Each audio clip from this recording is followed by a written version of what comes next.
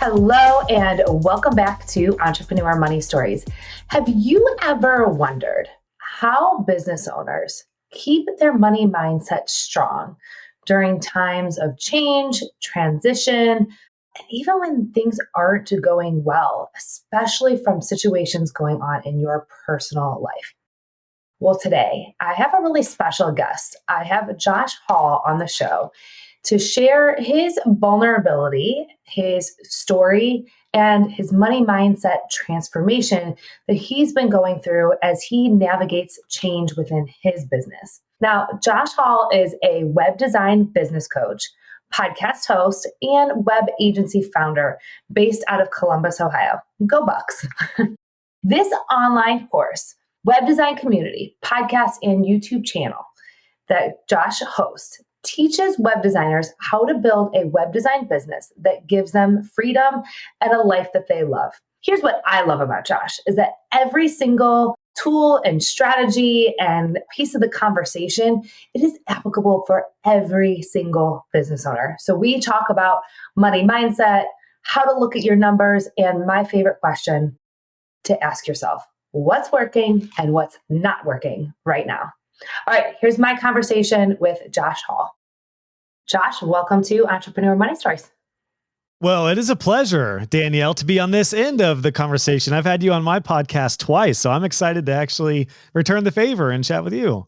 Yeah, I think you have a lot of wisdom. And when we talked last, you shared about some changes and pivots that you have made within your business. So I'm looking forward for you to share a little bit about the strategy behind those business changes and the money mindset perspective that you use to go through those changes. But I want to pause and just start at the beginning. Share with the audience, what is your mission in the world today? What do you do? My mission right now is to help web designers build web design businesses that give them freedom and a lifestyle that they love. It was everything I achieved as a freelance and solopreneur web designer. And then come to find out, I had a knack and a real interest in teaching and helping others do the same. And then pretty quickly as a web designer, I learned that teaching and helping people do what I did, that was like my newfound passion. I just absolutely love teaching. So that led me to build an online brand under my personal brand at joshhall.co and build courses for web designers and then teach the business side of things. And eventually I sold my agency and I do it full time now. That's incredible. Well, I don't think I realized that you had sold your agency. Can we pause on that really quick? What made you actually want to sell your agency? And, not everybody makes that decision. A lot of people just say, I'm just not going to do it anymore. It was very, very hard. Well, the reason I certainly could not do it anymore. As a person, I couldn't do that. I still love a lot of my clients. I mean, I had some awesome clients. The other aspect was I had some nice recurring income with a hosting and maintenance plan, which was technically the only thing I sold. Apart from my hosting and maintenance plan, where we had over 70 websites paying month to month, everything else was basically just a client list. I had as a web designer, I had kind of set up a job. So that technically wasn't worth much. It was a client list and then my maintenance plan. But the reason I sold it is, number one, my income for online courses started well exceeding what I was taking in as a web designer. But some of that was because I was spending way more time doing courses and everything. But also, there's this business principle called like the 7-year itch. And I think it's termed in different ways, but that ended up being really true for me, which is I heard that in marriage as well. Is it all relationships, business? I don't know. My wife and I had made it 8 and I didn't feel it there, thank goodness. So, but I did get to that point for sure where I was like, I wasn't burned out being a web designer, but I was just like, I want to do this. And I am such I commit to something, I'm all in on one thing typically. Very mono interest when it comes to like that. So I was like, I'm just going for it. And I had a student of mine who had taken his business to 6 figures in 1 year. And I was like, he might be a candidate to kind of take over my clients, was very entrepreneurial and business savvy. So he was the one who ended up purchasing the business from me. It was not a sexy sell. I didn't make a bunch of money right up front. It was a 10-year deal actually, because he had really no capital to work with. But it was kind of like you said, it was like, I can either go all in on courses and do this, or I can give it half-ass effort and still run my business, my web design business. And I just didn't want to have 50% here and 50% here. I wanted to go for it. And I'm very glad I did. How did you approach the conversation with him? Pretty directly. We had a call and we had some mutual acquaintances, so we kinda knew each other, and I got a good feeling for him, and I had a couple other people in mind as well. But I told him, I was like, "Listen, man, I'm gonna be straight up with you. I'm looking at moving on from my role as with my business in Transit Studios, and I'm looking for somebody to take over my clients." And, we talked about it and kinda got a vision for what he was up to and what he had in mind. Being that he was a student of mine, it made it really easy because he knew all my processes. All of my processes were my courses. So it was a very easy transition from that regard. So yeah, I just asked him and then we kind of came to a deal that probably favored him as a whole a little more just because it was less risk and very affordable for him to be able to do that. But essentially what I do is I get paid every quarter. I'm essentially a consultant for the agency now. So I keep up what's going on. And it's just a nice kind of residual every quarter until we hit our 10-year cap for what I make in the business. So he is still growing that business Yep. and Growing retaining it, those moving it, and clients. I kinda consult with him and give him my advice and tips when needed, and he kinda fills me in with what's going on with clients, and right now it's gone well. Yeah, that way I could fully 100% transition to courses and coaching and online community building. Awesome. Let's touch on the courses. How did you decide, you realized that you had a knack for business and teaching. You could have gone on one-on-one coaching, group masterminds. How did you land on courses first?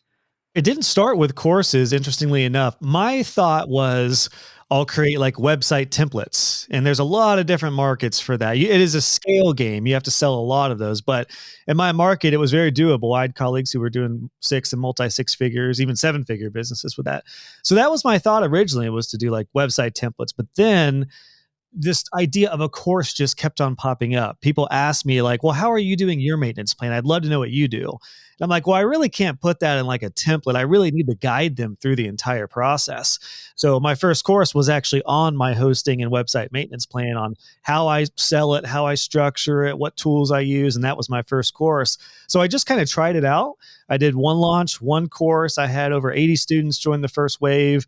I made over $10,000 in the first launch, and then I was like, all right, I'm hooked. We're doing this again, and I want to sell All those right. again. Hold So on. I would be remiss if I didn't make you pause there. That's a pretty big first launch. What did you do to create that type of momentum for that type of launch? prior to that, good point. I did not create the course and just find people to buy it. I did have an audience that I had built about a year prior to that. And I did that by starting a YouTube channel, and I was just posting tutorials for free. And I had an email sign up, and I was just sharing tutorials on the tools that I use and work with. So educational content. Education. Yep, it's free education content. And then I was also pretty fortunate to have an opportunity to blog for a prominent website, like a blog site. And that really helped. That kind of gave me some notoriety in this community, this web design community. So when I launched, I did have a very small size audience that kind of knew me and was there for me. And I at that time I had also started a web design Facebook group, which was a free group. So there were three things: as a blog author, blogging to build some authority, free education, and kind of a community builder. So in a way, it was like version one of what I'm doing now, just a very, very rudimentary version. But that's how I ended up selling 80 plus courses in the first wave. Anything else specific that you did during that live launch to generate momentum and It was a lot of work in public, and I gained some interest early on because I was like, I could make like a starter web design course, which would make sense for where I was, but more people were asking me about the recurring income, about what I did with my hosting and maintenance, and it was very top of mind for me. I don't know if you know this, Danielle, but we were in the NICU with my daughter when she was born for 56 days.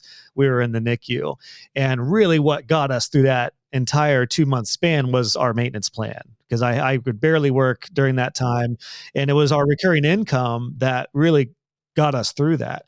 So it was a passion thing for me too. I was like, you know what, I'm this helped me and my family so much. I want to teach this and help other people do this too. So I shared that, gained interest, and had a pre-order list, and then launched it. Yeah, and then it was on from there. And I had not sold my agency at this point. This was well before. This was a couple years before I sold my agency, but it was enough on the side to like switch the gears for me. And then it actually shifted a lot of money mindset things for me too, because it was a very different business model than service work.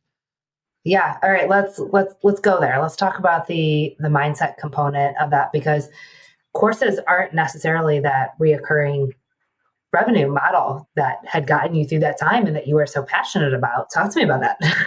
That was the biggest change. And I had most of my work as a web designer was one-off work, one-off projects. So there would be like a $5,000, $10,000 project, and that would cover us for a month or two and then get another one. That's how it kind of worked. But I did have that at one point. I had almost $5,000 recurring as a web designer.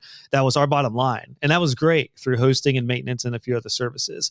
So yeah, courses are very different though. Courses, unless it is an ongoing program or backed by a community or backed by support or coaching, it is still a one-off product. Now, a lot of course creators, and I know you're getting into the course world, so it's probably helpful for you too. It's like there's just so many freaking ways to go about it. It's really tricky. It's like you could do a one-off course and that's it.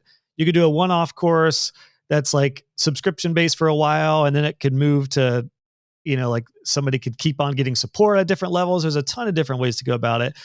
Initially, I made mine pretty easy. I just did one-off course sales. And then eventually, naturally, I thought, how can I add recurring income to this business model, especially when I sold my agency? Because I did lose my recurring income, but I was making so much more with course sales. It just far outweighed my need for even the $5,000 a month at that point, because I was able to spend so much more time creating courses and supporting my students.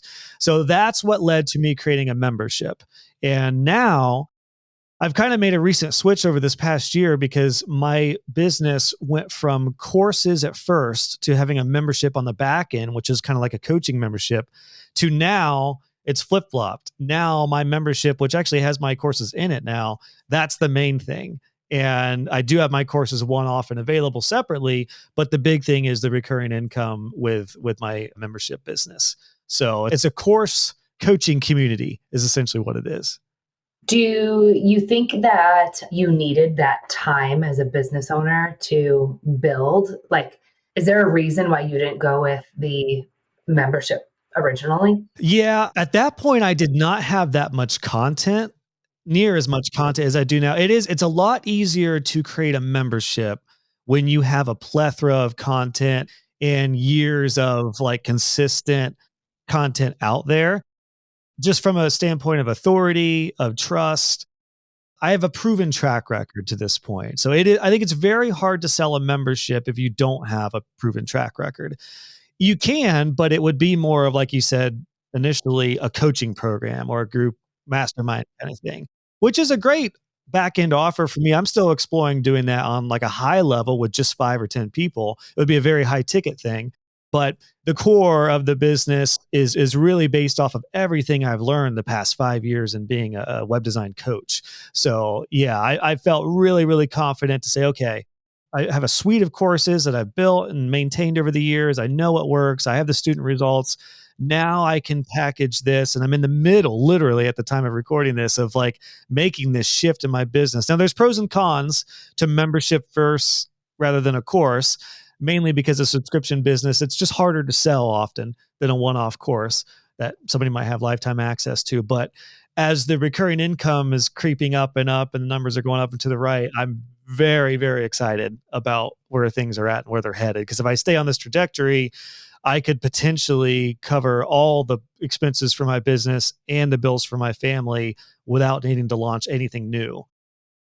Without having to do those live launches? Yes, not that I'm not gonna do live launches or work really hard on new acquisitions and stuff, but my goal right now, personally and transparently, is to get my recurring income side of the business to a place where that's all we absolutely need to do. That covers the basis, and everything else is, I know you're a foodie like me, so everything else is, the taco seasoning or whatever you wanna put, the icing on the recurring income cake.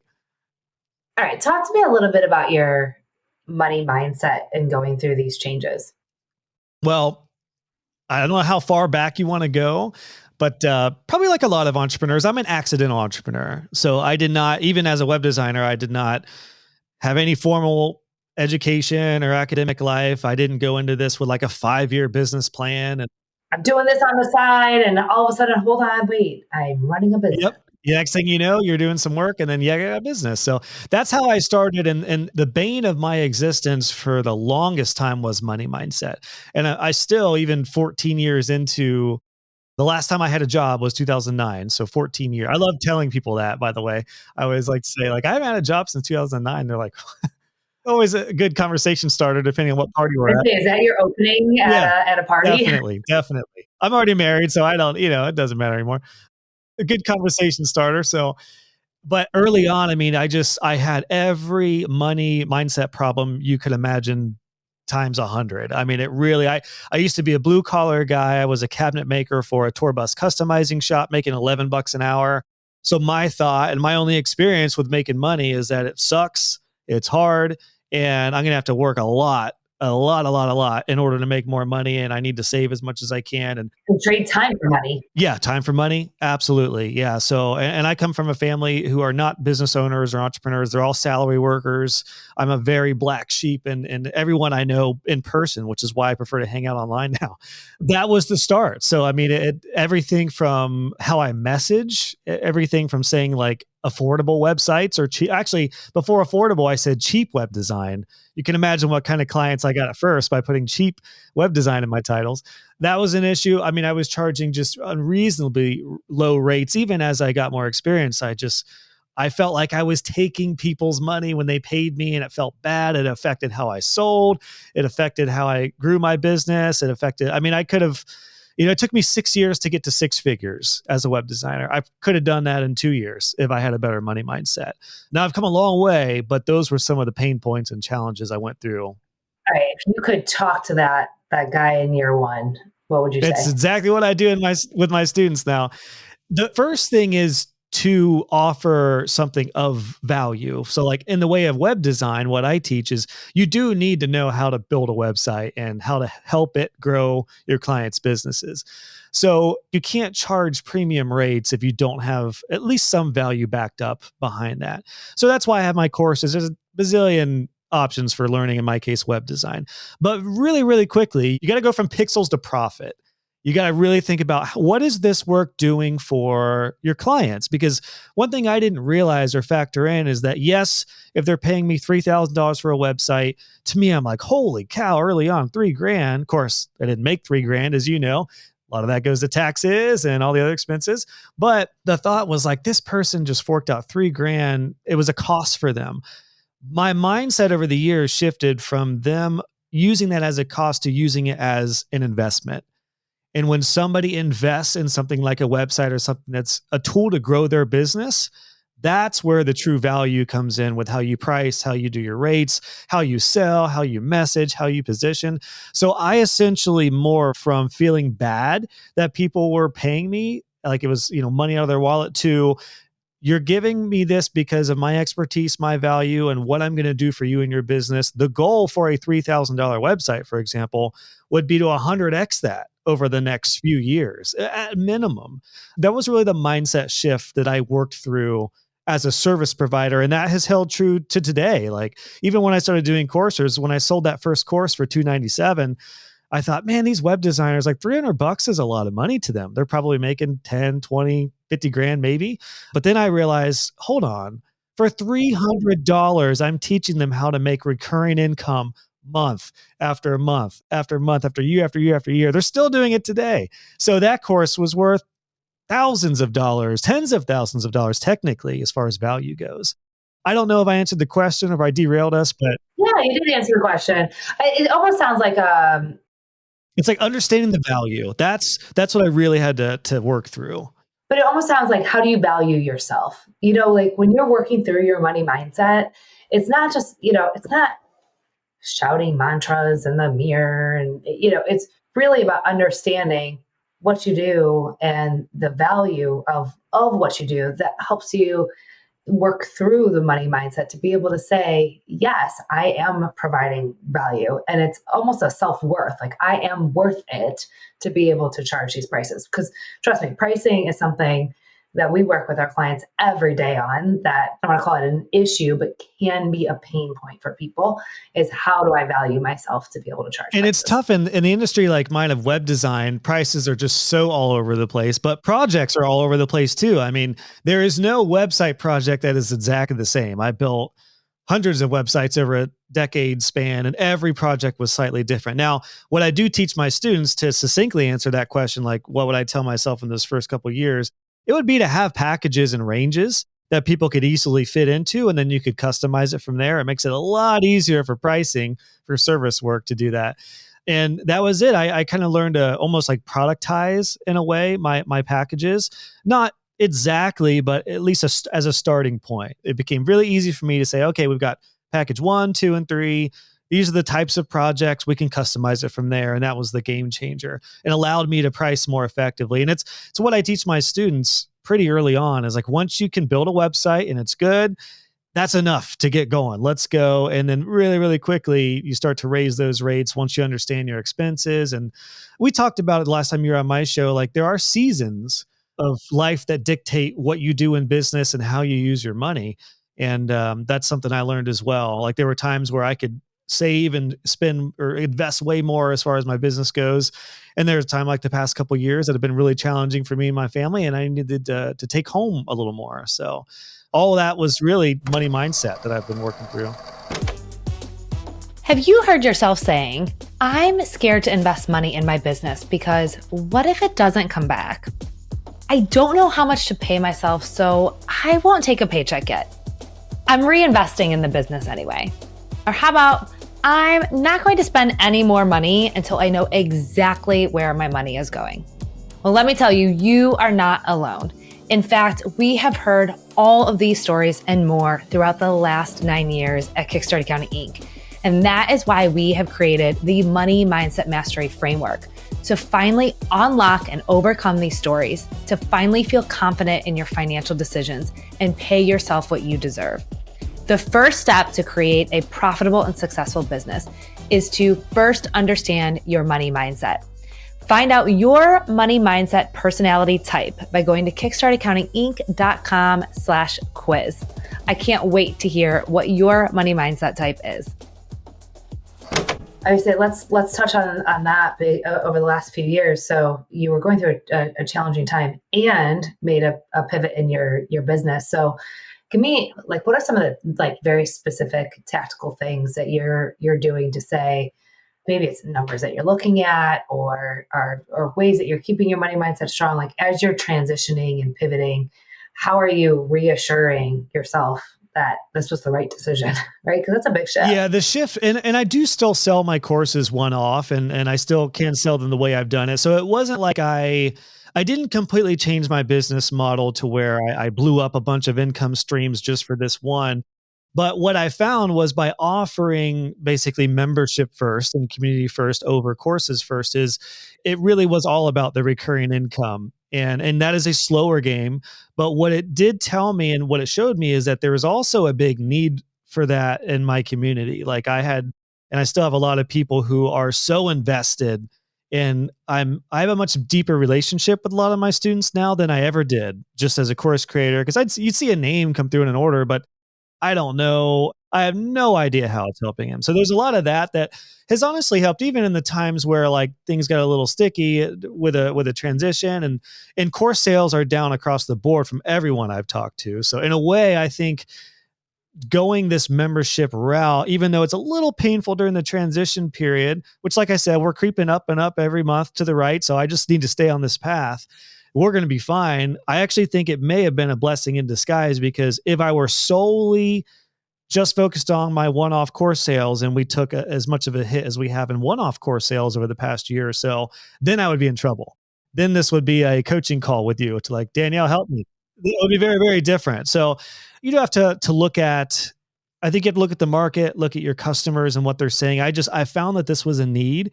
This was kind of version one of. Can we touch on that? How did you find that it was a need? Because I think that we sometimes will hear clients ask for something and we're not ready, or maybe we're not listening. So how did you hear that it was a need? Like which part of it was a need? The community piece? Actually, all three were kind of a need in a weird way, because prior to that, I was doing this. It was basically just a coaching community that was separate from my courses. But naturally, what happens is I'm coaching people, and if somebody comes into a coaching community, but they've never been through my courses, I'm like, I'm not going to like one-on-one go through all the stuff that I've already taught in my courses. So personally, it was like, I got to have this available for everyone who joins this. It's a must. It's going to make my life so much easier. It makes it easier for them too, because they can get coaching and community and courses at the same time, even when needed. So that was a biggie. And what I found was a lot of people I was talking to, it really was like either people were interested in three things or all three. They were interested in my course curriculums. They were interested in an awesome community that was not a free Facebook group, but was like premium and a really trusted place that they could get quality people to get advice from and support from, and even like work with and refer to. And then people wanted coaching. They wanted to be able to ping me with questions. And I was addicted to my email answering questions for free for way too long. I've been like I'm a recovering people pleaser and have recovered from basically just working for free. And so it was kind of a culmination of all that. And then I realized for me and my business right now and the foundation I want to build, this is those three, the three C's: coaching, community, and courses. For me personally, that's what's really helped kind of take me to the place right now where things are much more solid than they were even 6 months ago. So, and it may have looked different as far as my core sales if I didn't have that offer, but I do have talked to a lot of people in the course and online education realm, and this year is different. You mentioned when you were on my show last, there's like the 2023 effect where across a lot of industries, things just got weird. Yeah, everybody asked, when will we return to normal? And I think we returned to normal, folks. And it feels like an economic, not crash, but like we are like sailing back down. And a lot of money in the market. I think there was a lot of spending going on for a few years, and we have leveled back out. And there is a feeling. And it's really interesting with our clients. Although there's a feeling that we're slower, the numbers aren't always showing that. So once we get on a call and we look at the numbers with the client, and we're like, the numbers aren't actually showing. The numbers aren't doing the same dip. It just feels slower. So I don't know if that's, I call it like the programming effect of television and social media, that we're just being told that it's a recession. And so we're feeling it. I don't know. Yeah, I could, and I feel like the 2020, 21, 22 in a lot of ways was just such a meteoric rise for online business as a whole.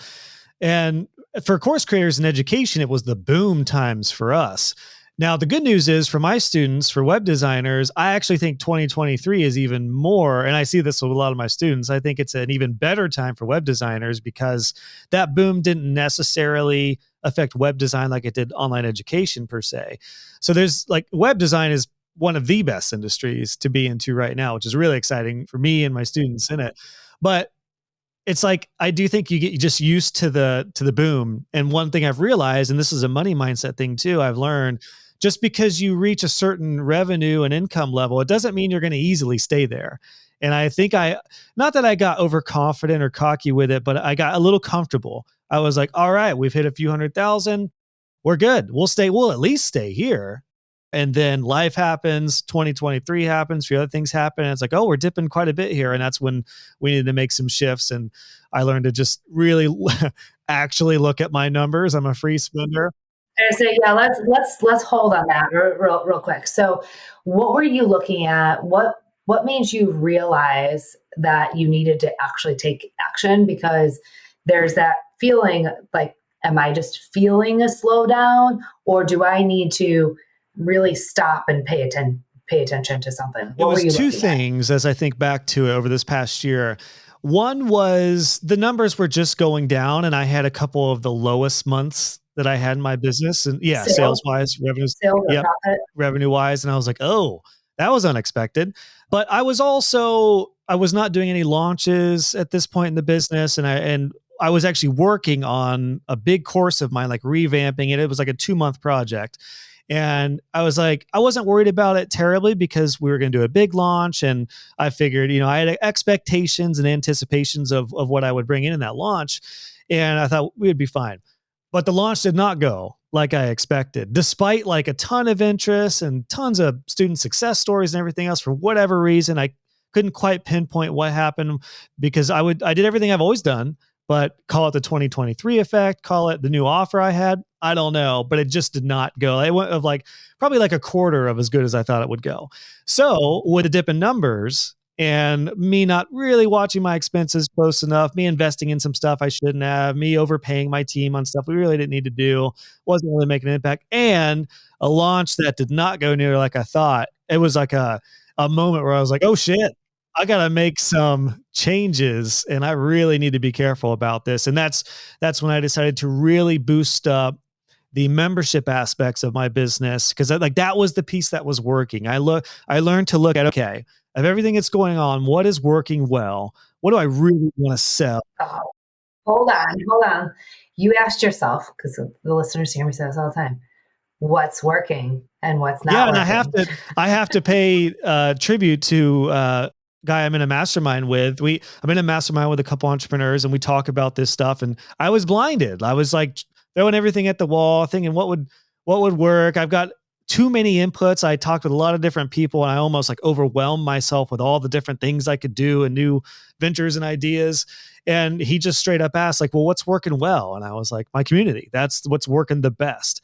And he was like, "Double down on that." And I was like, yes, why did I think, of course, like, don't try to do a bunch of stuff that may or may not work when something is working well, double down on that. And that's why my mission right now, personally in my business, is to get this to a point where we're already like pretty stable right now. Now I want to get it to a place where it's super stable. And then we can experiment and have some fun and play around. During the low time, when you looked at your expenses, how did you analyze the expenses to decide what to stop spending and like what to keep and There were what not some to low keep? end subscriptions that were like, yeah, I don't need that. Or a couple of them I didn't even realize I was still paying for. I'm just not a bean counter. I'm just not a numbers.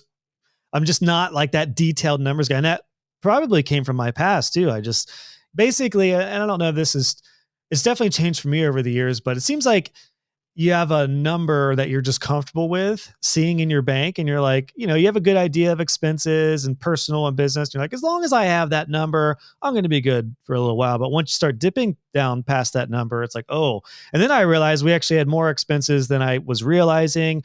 Personally, my family, we have a new home we moved into. I have 3 kids. We had a lot of medical expenses after a traumatic situation with my daughter, and my son was born. So we were paying thousands of dollars in medical expenses and stuff. So all those things culminated to me realizing, like, okay, I need to boost up what's working and be careful with the numbers, cut out all unnecessary spending right now. Basically just go with the basics. And it's not like we're eating ramen noodles or anything, but just no extravagant spending, no extra spending. From a business perspective, cutting off subscriptions that are unneeded. For my team, we cut hours in half for pretty much everybody. We just are basically doing the minimum viable output. And yeah, that's kind of the main things I did there, just to kind of stop the bleeding and right the ship. Yeah. Well, I appreciate you sharing that openly because it's not easy. Like it's very easy to talk about when things are good and rising revenue but it's not as easy to talk about the times where we had to take action. And I think being able to take quick action and paying attention is so important. And also, I want to touch on there that you understand that there's a piece of this that is from your past. That's the whole reason we created the Money Mindset Mastery program, because there's so many business owners who we talk to them, and no matter what, there's this anxiety around finances, or they don't want to spend money. They don't want to invest in a website. They don't want to invest in paying themselves. They're holding on to every cent, or they're free spending. Like we cannot get them to get it together. Like you do not need anything else. Like stop spending. But so much of that goes back to what happened before, right? Because we didn't become a business owner and suddenly turn off everything that happened in our lives before this. So I appreciate you sharing that. This has to do with the stories we had before I feel coming like into for business. free spenders, especially, and I am not an extravagant spender, but we do like nice things, and I'm risk tolerant. So I'm fine with risk because I bet on myself. And what I did learn is, as a free, I guess I'll categorize myself as a free, is that right? Free spender. So the Yeah, free problem, spender. Yeah. Did you not take the quiz I yet? haven't I'm gonna have taken to it send you the yet. quiz. I've been busy since we talked last. It's only been a couple weeks. I do need to take that quiz, but I guarantee I already, I am curious exactly where I'm at, but largely that. And what I learned as a free spender is like when times are good, my natural instinct is to be like, okay, what can we do? What can we spend on? What have I been wanting to do that we can do now? And I've even since then, even because we've had a couple of really good months since a couple of really bad months, is I've already found myself maturing in a way. Like I really think I'll look back at this year and be like, that was like the best thing that could have happened for me because last year we had more money than I really knew what to do with at that point, and I didn't really have a solid plan for it. And it quickly goes with all the reasons I mentioned. When life happens, when business drops a little unexpectedly, like all those things can happen. So I learned like to be a little more careful, a little more cautious, and to not stop looking at the numbers. I was not good at really evaluating the expenses and numbers. And in a weird way, like I felt like I not that I didn't care, but I was just like, yeah, we're fine. Yeah, we're fine. And until I really looked at the numbers and like, okay, there's a lot going on here that just it adds up really quick. The little things add up The little really things quick. add up quick. Yeah. Yeah. Is your wife a free spender Yeah, we're both in that as camp. well? Yeah. Or We're not the like save every dollar we make.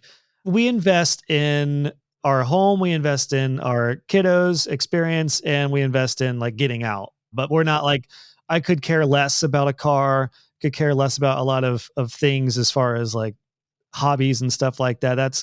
It's basically just reeling back on things, both personally and business too. yeah. It's really interesting. I ask about your wife because one thing that we've realized over the last few years is what a big impact our personal lives have on our business. I think again, I don't know, it's just this like more analytical mindset that I have where I'm like, this is business. This is business finance, and I just have been very narrow minded. And more recently, I've realized there's so much of our personal lives.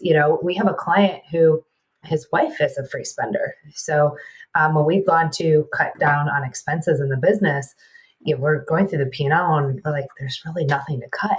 I know times aren't great, but there's nothing left. And so really the problem was the personal side and looking a little bit deeper. So we can't forget that what we take from the business and draws and salary and how we run our personal lives has such a big impact on our money mindset and the way that we Yeah, it does. run I our mean, it's business. So seamless. thank It you for sharing all plays into each other. And luckily, my wife's really cool. Like when I did get to the point where I was like, "Uh-oh, had to stop this." We did talk about it, and I just shared like, "Yeah, we're gonna have a season here where we're just gonna need to be leaner on stuff and not do what we had planned to do, and really cut back." And because she is a full time homemaker and wife and mother to three kids, little kids, she is full time doing that. So like in a way, I think like even spending $20 on a shirt or something for the kids, it's like it made her feel bad. So I hated that too. There was a lot of personal things that got into the to the point where I was like, God, I hate this. I hate that feeling of having to feel like we can't do this. But it was largely based off of just a past 5 years of numbers always going up and to the right. And then a big wave of income the past couple years. And yeah, got a little comfortable. Yeah, it was a money mindset lesson, 101 hard lesson. But luckily, I did catch it to where we're farther enough out to where it wasn't like a dire situation. Didn't need to sell our home or start selling stuff or, like, Yeah. Yeah. Thank God or you're looking even into like, it's numbers. interesting. Today, I got a request to do a one-on-one consultation with a guy about like just recording video.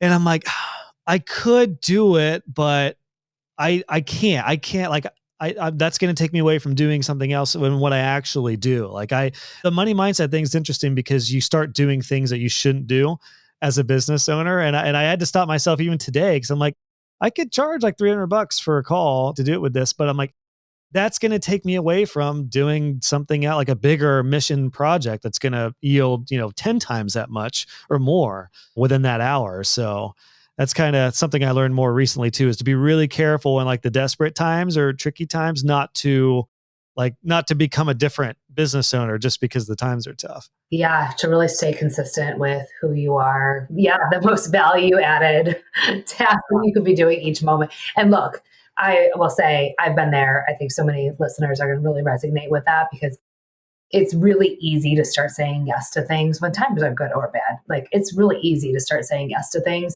I am a people pleaser as well. And it's really interesting because I wasn't historically, but the longer I've been in business, the more I want to help everybody. Like I want to be able to answer everybody's questions. I want to be able to be of service. So it's really easy for me to say, like, yeah, just email me, I'll help you. Or and I can't. I can't say yes to everything. So I'm with you on that. And I think so many people are going to be, they're shaking their heads like, yep. Yeah, I mean, that's what all those things combined. It's been a challenging year for sure. Like it's been and a lot of this is because of personal things that happen with my family and stuff, and that coincides with business and makes it just harder to focus and get stuff done and to think clearly. But it's been a mix of a lot of things over the past year. But one reason I'm excited talking with you at this time right now is because I really honestly feel like I'm at the light at the end of the tunnel.